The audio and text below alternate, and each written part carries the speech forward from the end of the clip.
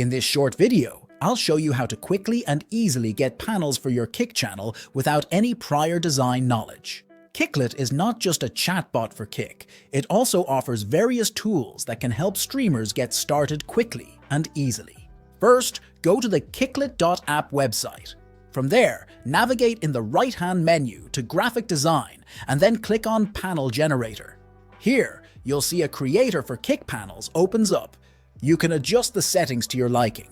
I'll just create one for YouTube to link to my channel. Once you're satisfied with your designs, you can simply download them using the download button here. Now let's switch to Kick to upload them.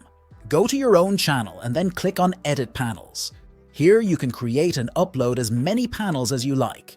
You need to adjust the size here and then insert a link at the bottom that viewers will be directed to when they click on the panel. When you're done, click on Add and your panel is ready. You can repeat this process for all your panels. When you're finished, just reload the page to see the final result. It's easy and fast. If you have any questions or requests for Kicklet, just join the Kicklet Discord and you'll get help. Leave a like if this was helpful.